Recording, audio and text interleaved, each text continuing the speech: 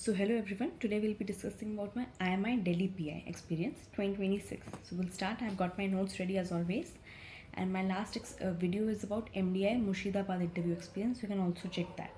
So let's get started. So my interview was on 24th February and the slot was 2:15 to 4:15. And first of all, like when we joined in the meeting, we were asked to join the meeting 5-10 minutes earlier than the allotted time. So I joined, and that's when the flow was told to us. So in the flow, my slot was the first one. Like it was my turn at first. So my interview went from 2:18 to 2:36. So as soon as I joined, there were two panelists, two female panelists. Both were 40 plus. Let's call them P1 and P2. So after that, when I joined from the waiting room, so then I first of all, obviously, as you enter and you greet the panelists, so then P1 said, "Okay, tell me about yourself."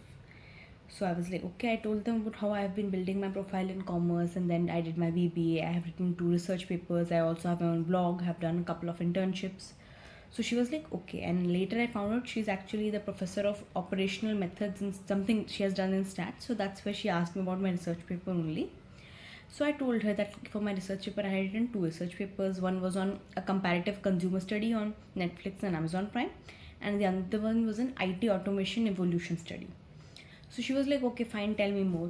So I told her that for the first one, we did a primary survey of 100 respondents. So she was like, okay, and the second one? So I told her that second one is basically a theoretical study. So she was like, why were you saying theoretical? So I told her that because we didn't conduct much primary data on it, it was mostly conducted on secondary data and existing papers. So she was like, okay, are you sure that's not empirical and that's theoretical?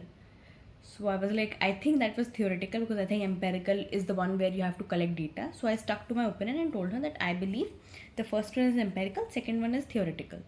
So she was again like, are you sure? So I was like, yes, I am sure, but it might be that I might have an oversight or not know or understand it completely, and that was okay, but I stuck to my point.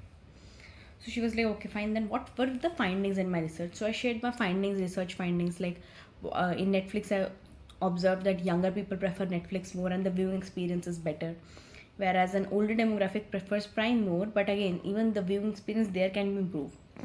So she was like, okay, and यहाँ पे she gave a very interesting question. Like I enjoyed the question. So she was like, okay, imagine you are a consultant in Netflix, and now you have to suggest options like how they can diversify and increase their consumer base from 30 plus people or the senior demographic as well. And she gave me 10 seconds to think, and she was very calm and polite about it. So I was like, okay, I took some thinking time. And then I had 2 options. So I told them the 2 things. That first was they can take nostalgia content like Shimaru or Saregama's library that can pull up a lot of senior audiences. And the second thing was they can create content specifically meant for the masses, which is not too woke, but something that is very easy for mass adoption. So she was like, okay, then you know already, why MBA?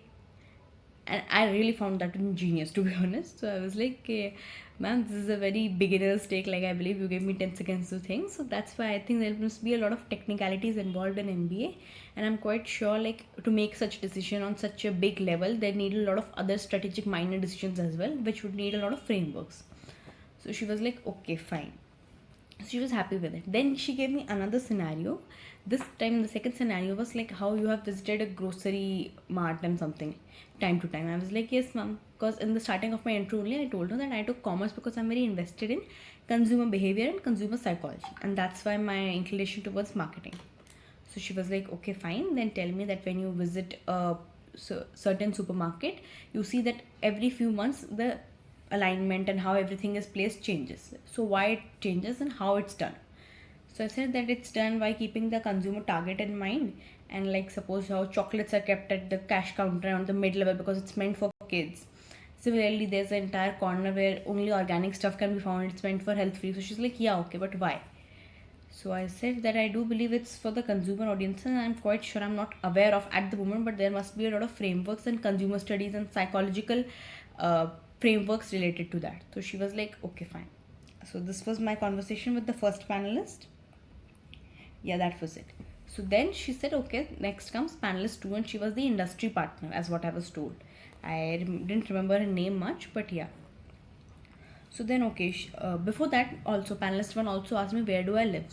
So I told her that I live in Indrapuram, which is quite close to where this institution is situated. Like it's a 1.5 to 2 hour commute, but it's an NCR only, so I'm aware of this place. So she was like, okay, fine. So then the second panelist asked me that, okay, as a professional and as a student working in commerce and marketing, she was like, okay, fine, tell me 3 current affair happenings. So I was like, okay, 3 current affair happenings. So just before the interview, actually, I was just like going through my current affairs only, current affair notes. So I remembered that orange economy part in the budget, like how this time the budget focuses on a lot of content creation labs and audio, visual, and gaming stuff. So I quoted, first of all, I quoted that thing.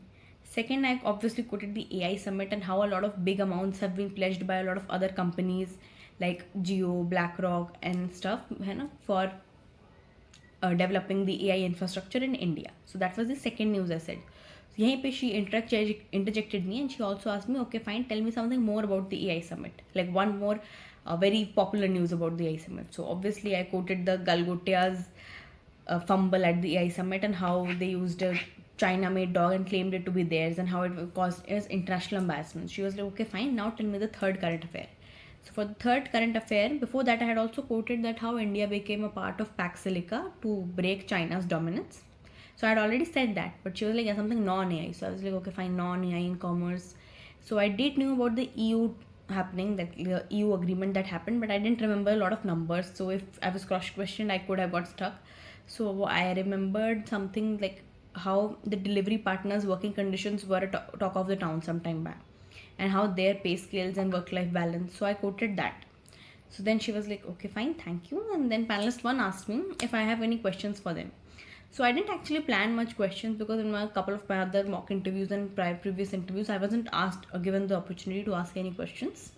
So in this case, I was like, okay, because I was watching IMI's video only since the morning because of the nervousness and all. So I came across this video. So I asked ma'am, okay, is the program completely residential and hostel based or do they have day scholars as well?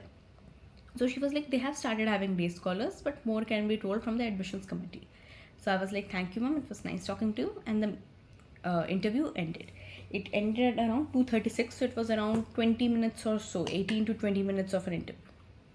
So I hope my experience has been helpful to you, and for more such experience sharings, please do follow my page. Thank you.